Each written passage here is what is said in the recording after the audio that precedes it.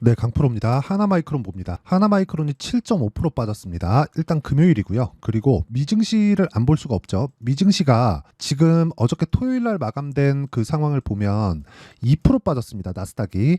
자, 그런데 여기서 중요한 게 하나 있어요. 자, 미증시 한번 보면서 이야기를 드릴게요. 하나마이크론을 보면서 미증시를 지금 안 볼 수가 없습니다. 자, 내용 한번 보시면 일단 다우는 0.5% 올랐고 나스닥은 2% 떨어졌습니다. 근데 이 떨어지는 과정에서 어떤 일이 있었는가 보면 다우는 올랐고 나스닥은 떨어졌기 때문에 기술주, 반도체 쪽이 하락했다는 걸 알 수 있죠. 자, 이렇게만 보면 굉장히 걱정하시는 분들이 많을 거예요. 그런데 우리가 이걸 한번 봐야 됩니다. 자, 지금 나스닥이 떨어지는 과정에서 무슨 일이 있었는가? 물론 요즘에 이슈되고 있는 이란 그리고 이스라엘과의 문제점, 그리고 이스라엘 쪽에서 반도체에 대한 생산을 어느 정도, 인텔 기준에서 한 10% 정도를 맡고 있기 때문에 서버를 만드는 데는 인텔 CPU가 지금 들어갑니다. 그러면 서버를 늘리는 과정에서 약간 좀 문제가 생기는 거 아닌가, 수급에 대한 문제가 생기는 거 아닌가, 그런 부분이 있는데 지금 이란과 이스라엘에 대한 문제는요, 일단 거의 뭐 외곽 쪽을 뭐 공격하고 있는 뭐 그런 상황이에요. 근데 여기서 확전이 되는 걸 둘 다 바라지 않습니다. 그리고 무엇보다 지정학적인 위험들, 이런 전쟁 관련된 위험은 일시적인 요인밖에 되지 않아요. 원래부터 그랬지만 올해 24년도는 특히 그럴 수밖에 없는 게 24년 11월, 올해 11월이죠. 11월 달에 뭐가 있죠? 미국 대선이 있죠. 그래서 지금 이스라엘에서 하고 있는 이런 일련의 행동들을 바이든 그리고 미국 쪽에서 굉장히 안 좋게 봅니다. 근데 어쩔 수 없이 지금 그 이스라엘이나 이런 쪽을 도와줄 수밖에 없는 그런 상황인 거죠. 왜? 지금 바이든의 선거 캠프에 들어와 있는 자금들, 그쵸? 이 그 선거 비용들, 선거 대비한 이런 자금들이 이스라엘 쪽 유대인 자금들이 상당히 많기 때문에 그렇습니다. 그래서 최소한의 무언가는 하기는 할 거다. 근데 지금 양측이 한 번씩 치고받았기 때문에 이런 것에 대한 문제는 더 이상 발생하지 않을 거다. 그런데도 불구하고 미증시는 왜 이렇게 하락을 했을까요? 특히나 반도체 쪽으로 이렇게 하락폭을 굉장히 크게 키운 이유 중에 하나가 가격이 먼저 반영했기 때문입니다. 그런데 이 가격이 먼저 반영했다는 부분에 대해서 이해할 필요가 있는 게 선반영 논리에 대한 이해가 필요하다는 거예요. 이 선반영 논리에 대한 이해는 어떻게 보셔야 되냐면 주가는 먼저 올라갑니다. 먼저 올라가는 과정에서 뭐가 나오느냐? 실적과의 지금 현재 가격과의 차이. 괴리가 발생을 하게 되고요. 이 괴리에 대한 부분을 내가 이해하는 건 한 가지 내용밖에 없습니다. 그게 뭐냐? 자, 보세요. 주가는 매일매일 변동을 하는데 실적은 분기에 한 번 나옵니다. 근데 지금 실적에 대한 약간 좀 경고성 메시지가 나오고는 있어요. 이런 내용이에요. TSMC 1분기 깜짝 실적, 2분기 이후는 장담 못한다. 2분기까지는 괜찮다고 TSMC에서 실제 발표를 했습니다. 뭐 스마트폰이나 그런 부분에 대한 수요 둔화에도 불구하고 TSMC AI 수요 폭증에 대해서 시장 예상치를 훌쩍 넘는 실적을 계속해서 발표하고 있고 2분기까지는 매출 30%가 증가한다는 그런 내용을 실제 발표를 했습니다. 그런데 여기서 우리가 다르게 봐야 되는 부분이 있습니다. 지금 AI 수요 폭증, 엔비디아발 수주가 엄청나게 폭증하고 있다는 그런 내용입니다. 자, 그럼 여기서 우리가 봐야 되는 게 뭡니까? 자, 엔비디아의 적이 어디예요? 적이 고객사입니다. 뭐 마이크로소프트, 구글 뭐 이런 쪽이에요. 그렇죠? 뭐 메타까지 해서. 그러니까 이런 뭐 아마존도 그렇죠. 이런 쪽에서 지금 계속 압박을 넣고 있는 게 엔비디아에서 너무 비싸게 팔다 보니까 내가 그냥 자체 제작해서 쓸 거야 이래요. 그런데 이런 쪽에서 HBM 즉 메모리 반도체는 수요가 둔화되지 않. 이게 핵심입니다. 그렇죠? 그리고 무엇보다 서버 유지 비용, 그렇죠? AI 데이터 센터에 대한 유지 비용은 실제 그 신규 서버를 구축하는 것보다 훨씬 더 많이 들어갑니다. 그리고 무엇보다도 열 관리에 대한 부분은 굉장히 중요한 요소로 지금 자리 잡고 있어요. 그래서 지금 전기 관련 주까지 뭐 효성중공업, HD, 현대일렉트릭 이런 종목들까지 강세를 보였었던 이유가 그것 때문입니다. 자, 그러면 우리가 이렇게 보자고요. 엔비디아 측에서 보면 지금 경쟁 업체가 생긴다는 거나 마찬가지인데 엔비디아에서 이쪽을 통제할 수가 없습니다. 사실상 이쪽을 통제하려면 엔비디아에서 무언가 내놓는 게 있어야 돼요. 그 내놓는 걸 아직까지는 공격적으로 하고 있는 게 어떤 식으로 하고 있느냐?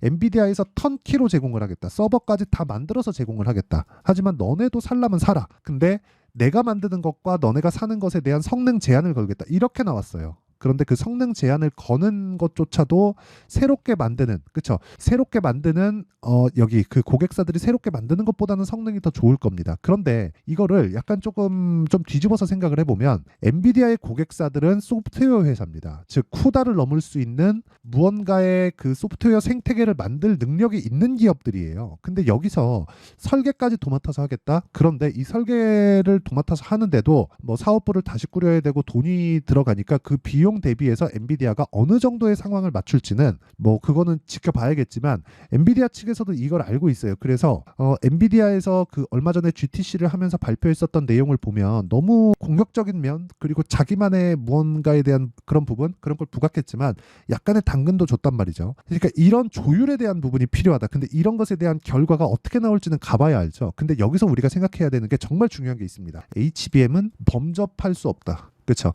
HBM, 즉 메모리 반도체는 항상 생각해야 되는 게 재고를 생각해야 돼요. 근데 그 재고를 감당하면서까지도 단가를 낮추려면 그 재고를 어느 정도 떠안는다는 그런 계산이 서야 돼요. 그래서 메모리 반도체는 항상 이 문제가 되었었던 게 재고 문제에 대한 재고 처리가 되면서 발생하는 그 사이클에 대한 문제인데 이런 부분을 감당하면서 메모리 산업으로 뛰어들 거냐 그건 아니라는 거죠. 그러면 지금 하이닉스에 대한 부분 제가 왜 하이닉스와 삼성전자를 비교하면서 하나마이크론을 가지고 이야기를 드리냐면 하나마이크론은 삼성전자로 지금 장비 납품을 하고 있습니다. 그리고 한미반도체는 하이닉스 쪽으로 장비 납품을 거의 한 100% 가까운 비중으로 맞춰서 하고 있죠. 근데 한미반도체는 다른 쪽도 갈 수 있어요. 근데 하나마이크론은 지금 상태에서는 다른 쪽으로 가기 어렵습니다. 근데 여기서 우리가 봐야 되는 게 하이닉스는요. 그렇죠. 하이닉스는 100%풀 생산량을 다 때려박아서 생산을 다 해놨는데도 불구하고 그게 완판이 됐어요. 그러니까 더 이상 생산 능력을 높일 수 없는 수준까지 지금 공장을 돌리고 있다는 거예요.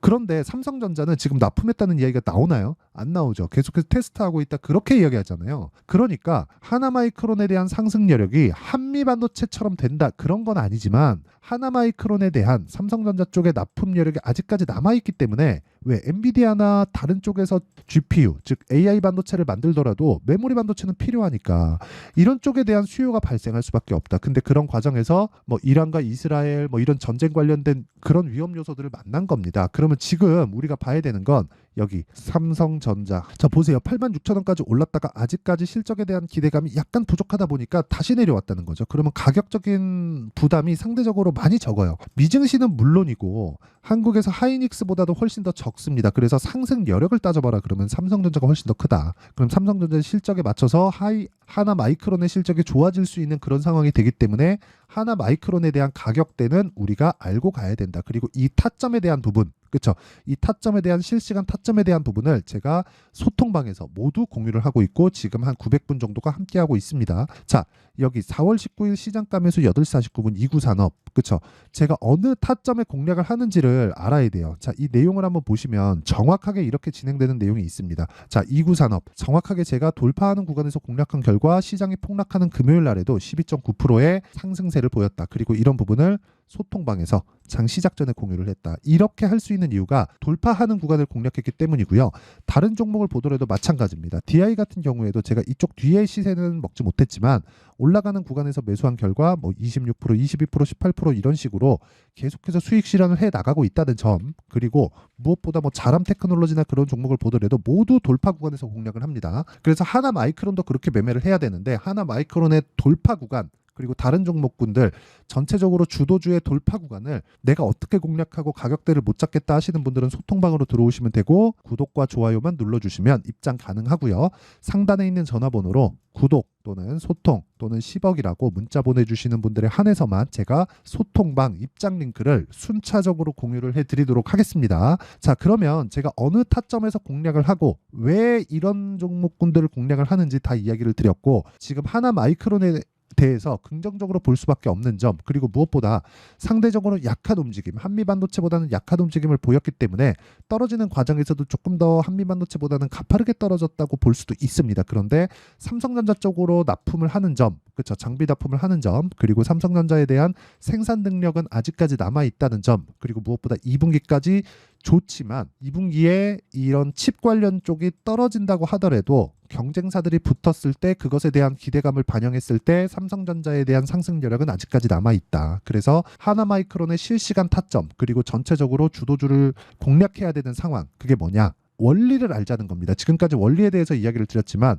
디테일한 부분, 그리고 지금 시장이 너무 어렵기 때문에 하나마이크론의 실시간 타점, 그렇죠? 이 내용은 제가 별도로 문자로 공개를 하도록 하겠습니다. 실시간 타점을 문자로 공유를 해드리도록 할 테니까 구독과 좋아요, 그렇죠? 구독과 좋아요 눌러주시고 상단에 있는 전화번호로 하나라고 문자 보내주시는 분들에 한해서만 제가 하나마이크론의 실시간 타점을 문자로 공유를 해드리고요. 가격과 단기 보유 전략을 공유를 해드리도록 하겠습니다. 단기는 2주 동안 내가 수익 전환시킬 수 있는 가격에 대한 부분을 의미를 합니다. 이게 되지 않으면 주식시장에서 내가 살아남기라는 너무 어렵습니다. 그래서 무엇보다 중요한 타점, 그리고 타점을 어떻게 잡는지 이 내용을 제가 문자로 공유를 해드리도록 할 테니까 구독과 좋아요 눌러주시고 상단에 있는 전화번호로 하나라고 문자 보내주시면 됩니다.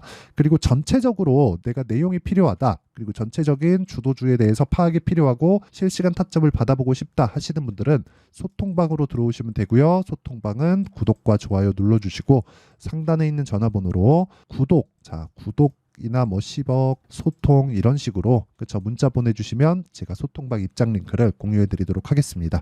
자, 그럼 내용 정리 한번 하면 올라가는 종목을 해야 된다. 왜? 올라가는 종목은 돈이 들어오고 있다는 거고, 돈이 들어온다는 건 앞으로 좋아질 만한 내용이 있다는 것이기 때문에 어쩔 수 없이 올라가는 종목을 해야 될 수밖에 없고, 올라가는 종목을 했을 때 어느 정도 결과가 나오는지 제가 제 타점을 공유를 해드리면서 이야기를 드렸죠. 그리고 전체적인 성과를 보면, 그쵸, 이런 정도의 계좌 수익을 만들어낼 수 있다. 그리고 이 내용에 대한 부분을 완벽하게 이해하려면 타점에 대해서 이해를 해야 되는데, 그 타점에 대한 부분, 그쵸, 완벽하게 이해했을 때 내가 어느 정도까지 성과를 낼 수 있고, 그리고 어떻게 분류를 해야 되는지까지 제가 다 이야기를 드리도록 할 테니까 영상 끝까지 시청하시고요. 모든 분들이 성공 투자하셨으면 참 좋겠습니다.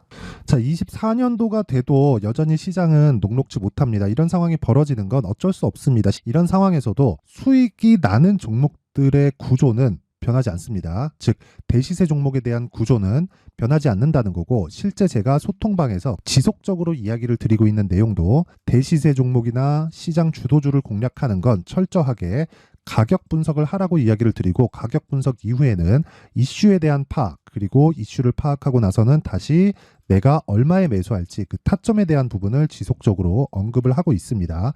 자, 근데 생각해 보세요. 1월 달에 시장이 굉장히 어려웠습니다. 어려운 상황에서의 어떤 종목들이 강했냐 보면 반도체와 그리고 바이오입니다. 자, 실제 여기 보면요.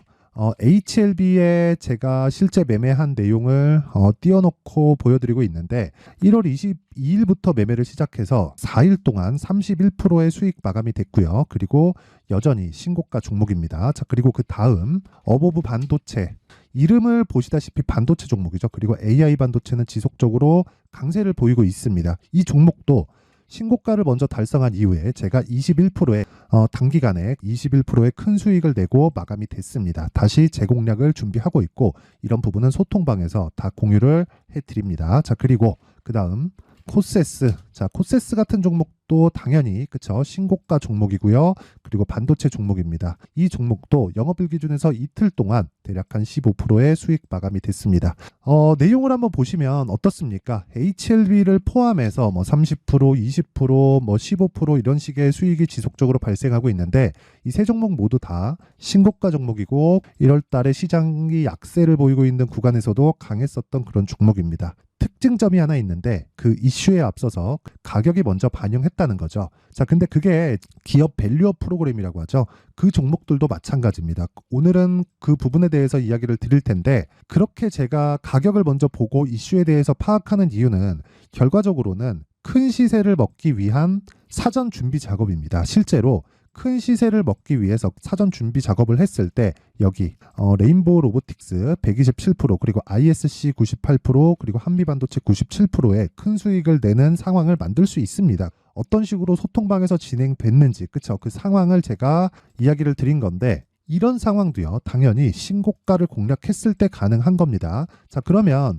이번에도 마찬가지입니다. 그쵸, 정부 주도의 코리아 디스카운트 해소 방안이 2월 달에 발표를 하고요. 그리고 2월 달에 발표된 내용을 토대로 주가가 움직이는 게 아니라 이미 움직인 내용이 있죠. 실제 이 내용은 크게 중요한 게 아니라는 겁니다. 실제 움직인 내용을 보면 자, 기아차입니다. 실제로 12월 달에 신고가를 만들어 놓고 정부에서 입김을 불어 넣으니까 순식간에 기아차를 포함해서 현대차 같은 거대 기업들의 주가가 2주도 채 되지 않아서 40% 정도의 큰 시세를 냅니다. 자, 그러면 우리는 어떤 종목을 봐야 될까요? 이슈를 파악해야 되는 것도 맞지만 철저하게 가격에 맞춰서 매매를 해야 되는 게 당연히 중요합니다. 정부가 주도하는 정책 방향이 있겠죠. 그 방향에 맞춰서 우리가 종목을 찾을 필요가 있다. 자, 그러면 답이 나왔습니다. 정부가 주도하는 방향에 맞춰서 제2의 기아차를 찾는 게 지금은 중요하다. 근데 정부 정책의 방향에 맞게 가자.